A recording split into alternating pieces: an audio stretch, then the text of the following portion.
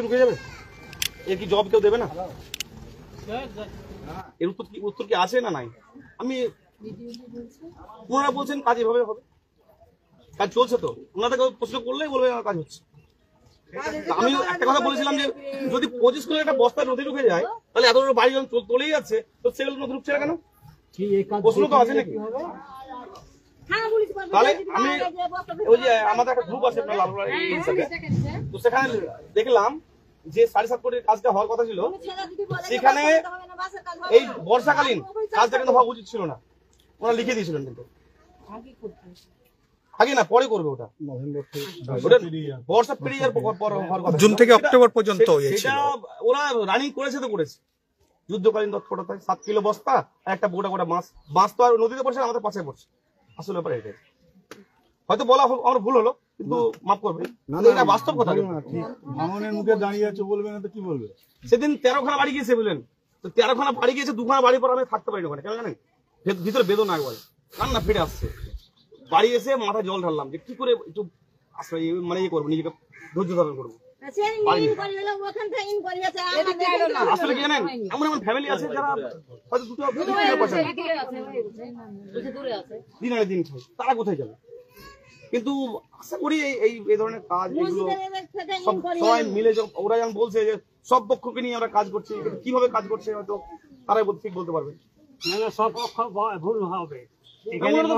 বক্তব্য যে এখানকার স্থানীয় মেম্বার কংগ্রেসের তাকে দিয়েছি কাজের, আমরা কি করছি, কিন্তু এই কাজটা যদি আমাদের এখানে জনগণ প্রতিরোধ করতো যে না এই কাজ হবে না, টাকা আমরা পঞ্চায়েতের প্রধানকে ডেপুটেশন দিয়েছি বামপন্থের পক্ষ থেকে যে এই যে করলেন যেটা সর্বদলীয় টিম করেন, এই করবো করে না, বরঞ্চ বাম ফন্ডেরাই শুনেন দাঁড়ান, এই বাম ফন্ডেরাই এই নদী ভাঙনের জন্য ফরাক্কা থেকে জলঙ্গি মালদহ থেকে কলকাতায় পদযাত্রায় আমরাই করেছি।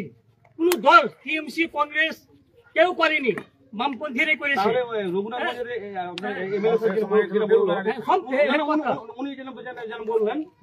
যদি এখন কাজ আটকে দেন তাহলে নেক্সট টাইম কাজ আসবে না। বলছে যে এই টাকাটা আমাকে যেটা বুঝাতে এসেছে যে এই টাকাটা কিছু করছে তাহলে এটা টাকাটা ফেরত যাবে না, এইভাবে সান্ত্বনা দেওয়া। কিন্তু দেখা যাবে যে এই 7.5 কোটির মধ্যে অর্ধেক যেটা আপনি বললেন সেটাই সঠিক কথা, এটা আমারও ধারণা।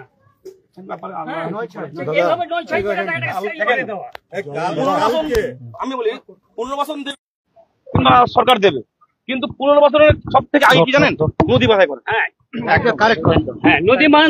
আমি আপনাকে চেয়ে খাবো কদিন? 1 দিন 2 দিন 5 দিন 10 দিন, তারপর দেবেন? তারপর কেউ দেবে না। আজকে আমি একটা আমার ট্যাঙ্ক কেটে দেবো, আমি 10 দিন লোকের কাছে চেয়ে খাবো, আবার 11 দিন আমাকে কেউ দেবে না, তখন আমাকে লোক সবাই বলে খেটে খাও। ওটাই বলি আগে নদী বাঁধাই হোক, সঙ্গে যাদের দরকার আছে 15 বছর তাদের 15 বছর দেওয়া হোক, যাদের পড়ে গেছে সেক্ষেত্রে। কিন্তু সব থেকে জরুরি সব থেকে এখন নদী বাঁধাই। এখন আমরা দেখেন 3 বছর 4 বছর থেকে নদী ভাঙছে, গতবারে একটা 7.5 কোটির একটা প্রজেক্ট পেয়েছি, সেটা কাজ এখন রানিং চলছে বর্ষার সময়ও। এবার নেক্সট টাইম যাতে এর থেকে বড় একটা কাজ আছে, বড় একটা পদক্ষেপ সরকার তার জন্য কি ভাবছে সেটা আল্লাহ জানে।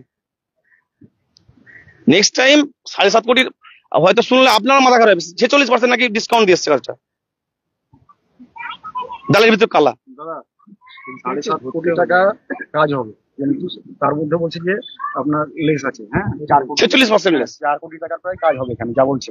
কিন্তু ঘটনা হচ্ছে যে আমরা বুঝে নেবো এই 7.5 কোটি টাকাও হচ্ছে এখানে সাফিসিয়েন্ট না, যে ভাঙন হচ্ছে এখানে আমাদের এলাকায়। আমাদের এখানে জানেন 7 কোটি টাকাও সাফিসিয়েন্ট না। আজকে যে জিনিসটা করেছেন সরকার করছেন, এর জন্য দায়ী কিন্তু সরকার। অবশ্যই। কেন সরকার বলি, ফার্স্ট টাইম যখন নদী এখানে ভাঙন শুরু হয় তখন ছিল 10 কাঠার মধ্যে, তারপর 1 বিঘে, তারপর 1.5 কাঠা, তারপর 2 কাঠা, এই করতে করতে আজকে নদী তো 3.5 কিলোমিটার প্রায় প্লাস, হয়তো 5 কিলোমিটার হয়ে যেতে পারে। তার জন্য সরকার দায়ী নয়?